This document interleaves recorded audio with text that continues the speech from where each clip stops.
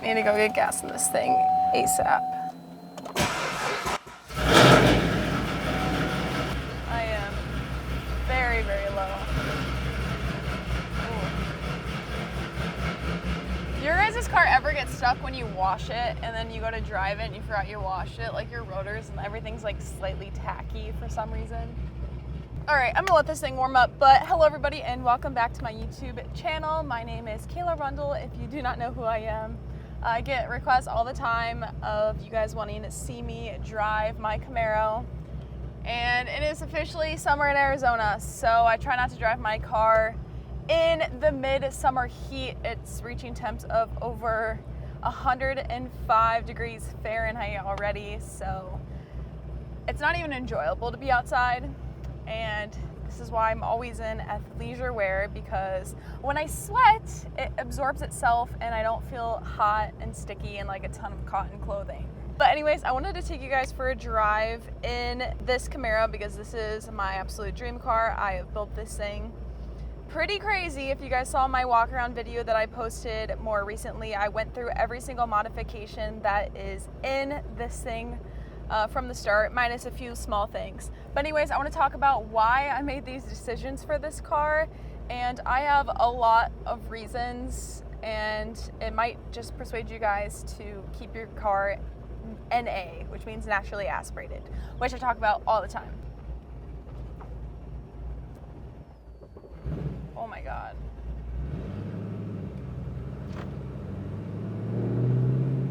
I haven't taken you guys for a drive in this car in so freaking long. This car is much more enjoyable to drive because Center Force reached out to me, and I've been having a slave cylinder problem with this car for almost the last year. Ever since I modified the motor, my slave cylinder has not been wanting to handle it. Mind you, it was the OEM slave cylinder.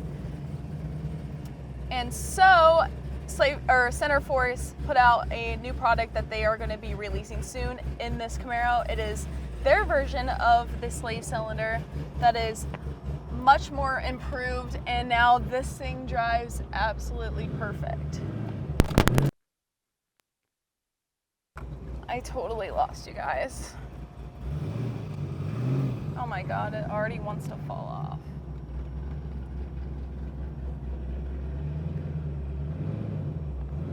What? I can't.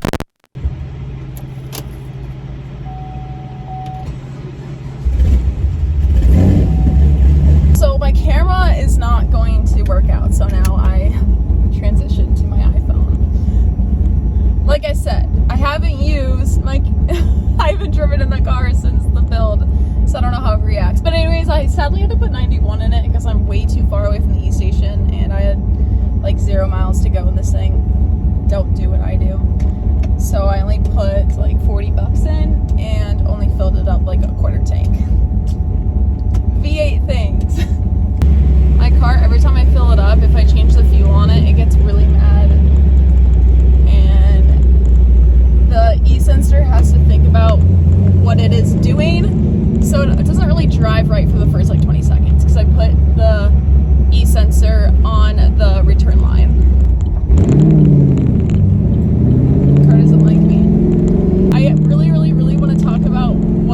I decided to keep my car NA, naturally aspirated, because I get the freaking question or comments every single day of, when are you going to boost your car, Kayla? Like, oh, you should boost it. Oh, your car's so slow, blah, blah, blah. And I made a whole checklist next to me, and I'm going to tell you guys every single reason on why it's better to keep your car naturally aspirated rather than going boosted.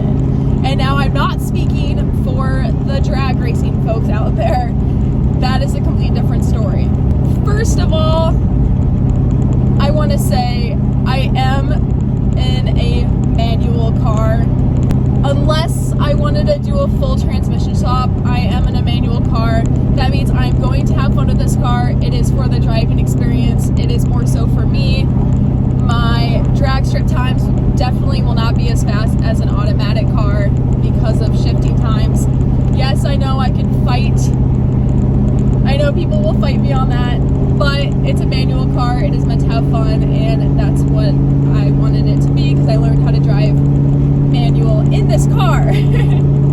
So, with everything that has been happening lately in 2023 and for many years before,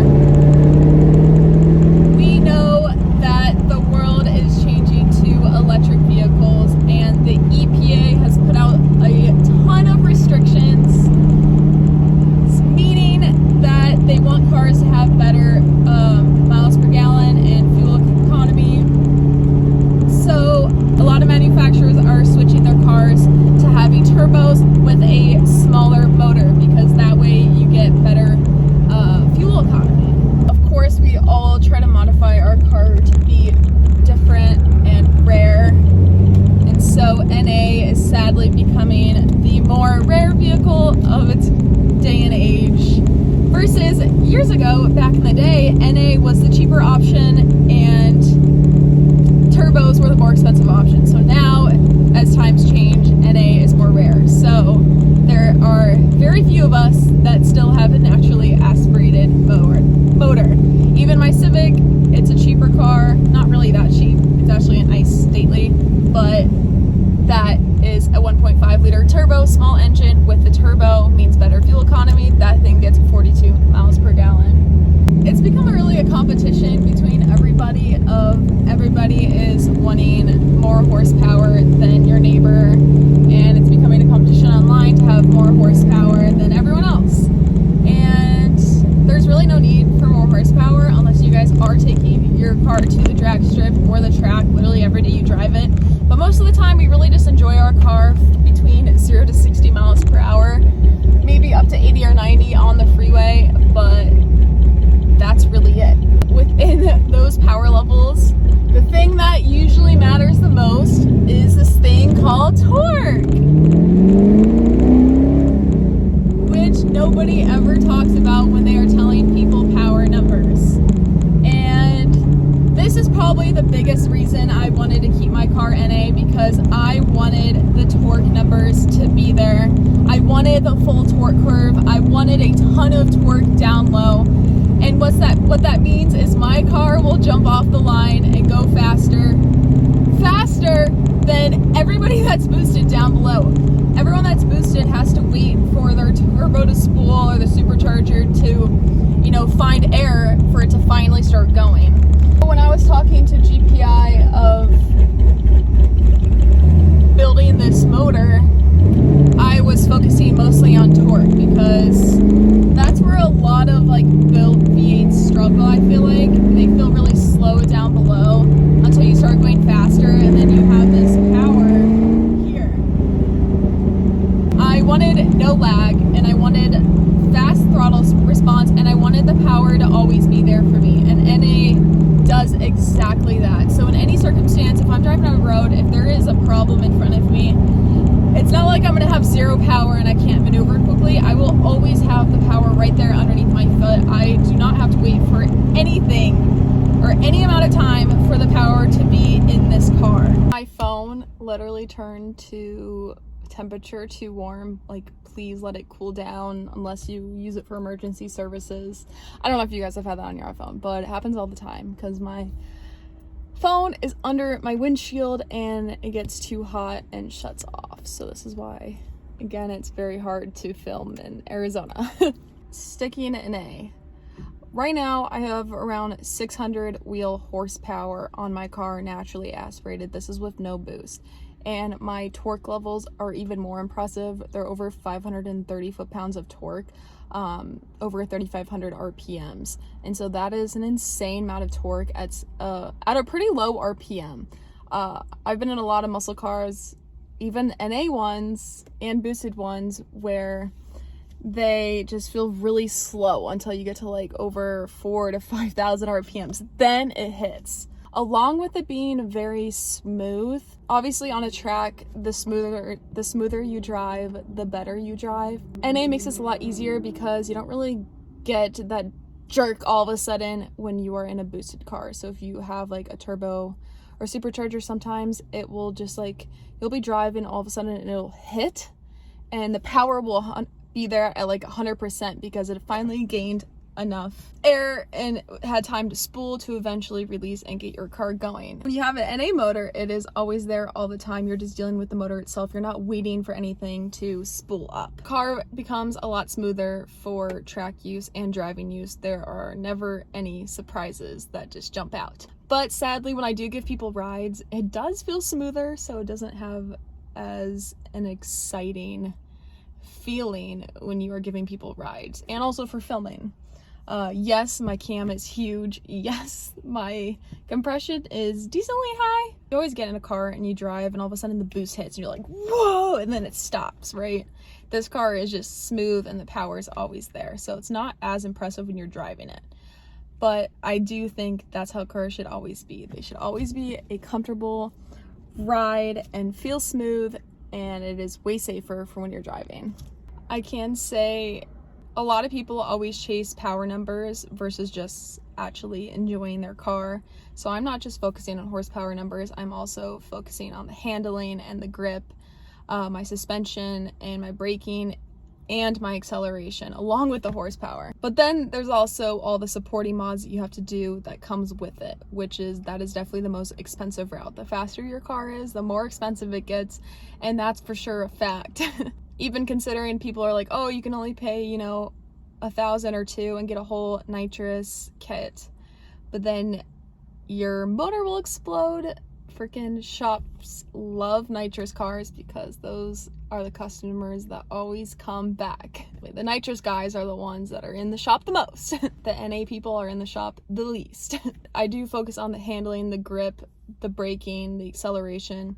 I did upgrade my brakes to the Willwood brake kit, and I also am on KW suspension, so I have bigger brakes and amazing coilovers for track use, but they are very comfortable on the road, so I highly recommend the KW suspension and the Detroit Speed suspension. I have both, so they all work together. The KW Club Sport 2s along with the whole Detroit Speed suspension. I never have had a problem with traction at all, and a lot of people do because they don't really put a lot of their focus into the suspension of their vehicle because that stuff can get expensive and they just want to show off horsepower numbers. I can tell you right now, you will enjoy your cars so much more if you guys focus on suspension. I highly recommend that being the first modification for you guys' cars, if you're getting a performance car like this, at least. The handling's also insane on the track. I let a lot of people drive my car and everybody is very impressed with how this car handles on the track. Especially me, obviously. I am so proud of this car. Sadly, you can't show off the suspension components to your friends. They can't see all the money and hard work that has gone into the suspension. But you will know when you're driving it, it is the best thing you can do to your car. I do want to show you guys like a couple pulls in this thing because this thing is so much fun. Another thing, since I'm in Arizona, my camera keeps falling, my phone is overheating, it is hot. I don't have AC in this because I've been lazy and haven't put my AC belt back in yet because the winters are so nice, so we don't need AC here in the winters or heat.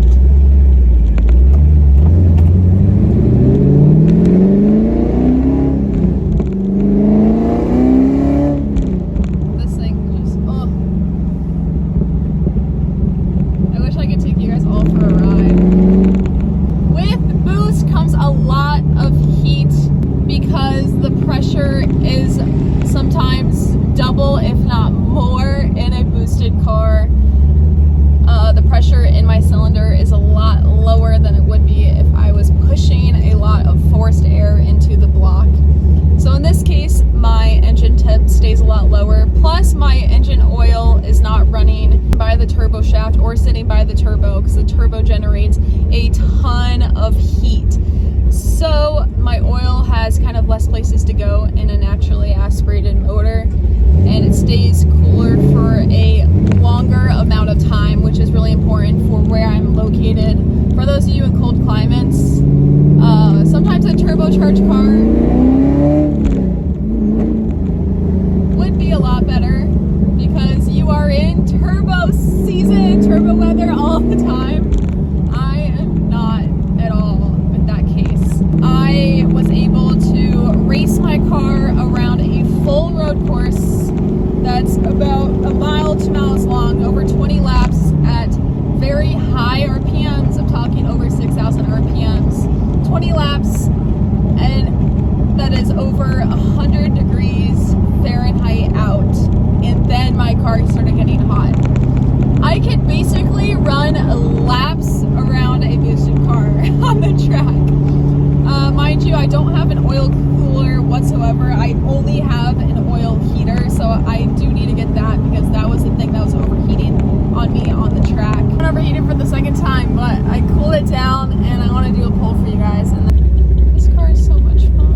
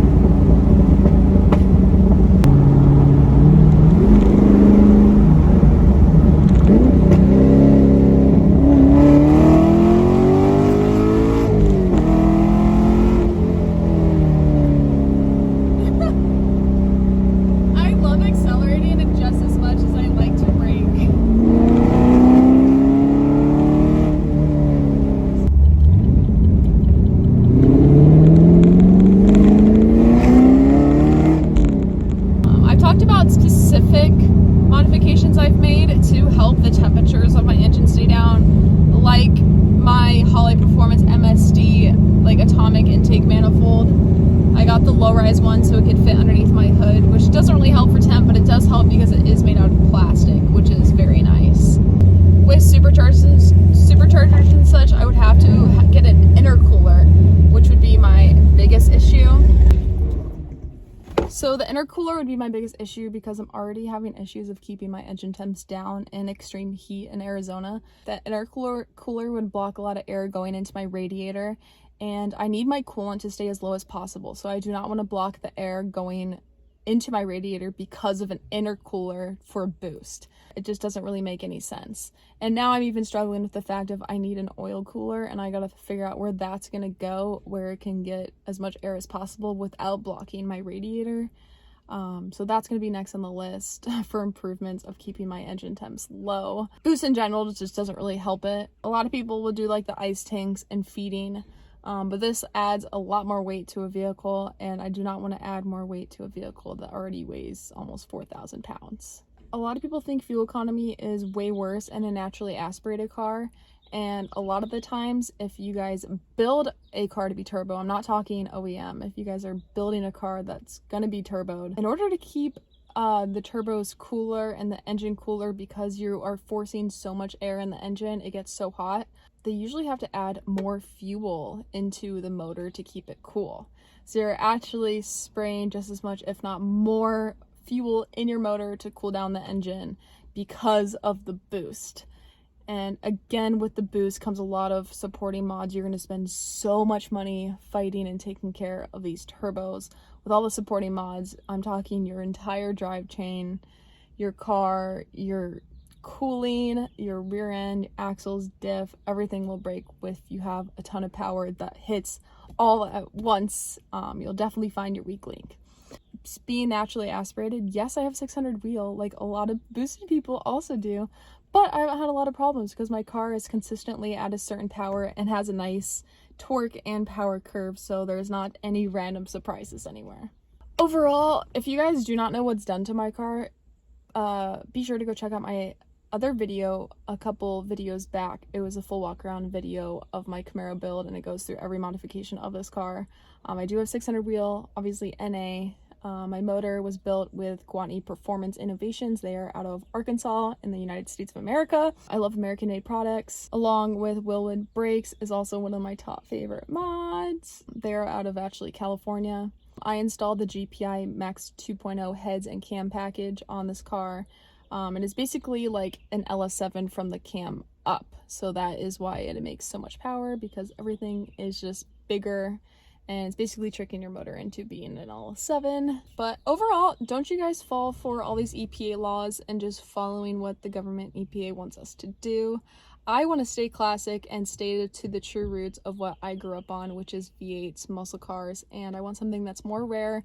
And even though it can be more difficult and sometimes more expensive from the very beginning to stick with an NA build, it is definitely worth staying NA, because I think I'm the only person here in this car scene that literally has a built naturally aspirated car, which is really, really sad, because turbocharging a car has gotten a lot cheaper to do from the beginning. And we're not talking about all the supporting mods. That's where it gets expensive. I want to say thank you so much to all of my sponsors. I have a ton of companies that have supported me with this build, including Holly Performance, GPI, Amsoil, Gumout, G-Technic, which is a detailing company, Detroit Speed, MSD, KW Suspension, Willwood Brakes, and HP Tuners, and many more. I hope this makes more sense of why I stayed NA. It's more so because of where I am located in hot weather. Well, I am back from driving and I just got a Fantic surprise in the mail. I think it was over a year ago, but I posted a Fantic video showing a tire inflator. It's like this little portable tire inflator that I bring to all my track events, because you have to deflate your tires, you know, at a lower PSI for track events to gain more traction, but then you also have to blow it up before you go on the street. Yeah, but that was about a year ago and it still works amazing to this day. It is like the best investment ever and is actually very inexpensive, which is very nice. And so now they just came out with a portable vacuum, and hopefully you guys know by now I am a complete clean freak with all my cars. I love keeping them as clean as possible at all times. And I wanted to unbox it in front of you guys. So this is a portable handheld vacuum, and it actually won the IF Design Awards for this year. Look how tiny this thing is. This is amazing. It's so little. It's small enough to where you can literally keep it in your car. I got the black because I'm pretty simple. It's always black, white, or teal for me. So it matches my car, and I can seriously just keep this in my back seat. So if I, you know, have an oopsie or something, I will be able to vacuum it up really quickly with this. And then I also don't have to wheel out the giant vacuum out of the garage to vacuum up something small in my car. Took off the cap. And just like the tire inflator, it does come with like a little baggie, so you can keep this in here in your car so this doesn't get all scratched up. So you can keep it nice and clean. I believe this is another headpiece for the vacuum itself that you'll be able to attach. It has a little bit of a brush on it. It is like a charging port that you can use for your MacBook if you guys have MacBook products. Or you can just use the thing that comes with it, but it's pretty much a universal charger that is used with lots of other devices nowadays. And I think it came with some battery charge, so we are gonna go try it out and see how it does. It all collects in this little area. Unlock it here, twist, and then you can empty it all out very easily.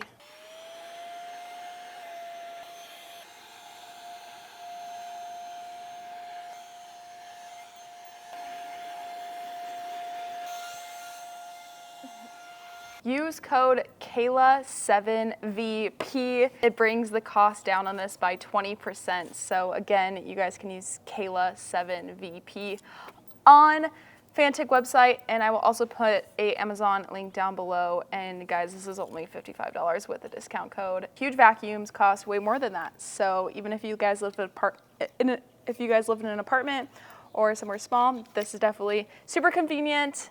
And I think even Women Driven did a review on this. I watched that on her channel, she's also a car girl in Arizona, and she did a review on this, and everyone in the comments said it was the best thing ever. And I also bought my dad a tire inflator for Christmas. Now I know what I'm gonna have to get him for Christmas this year.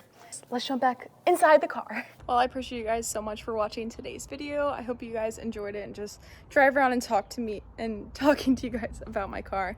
This is my dream build and I'm glad you guys enjoy it just as much as I do. But thank you guys so much for watching today's video. I hope you all have an amazing day or night, whatever time it is. I will see you guys in the next one. Peace. Hush.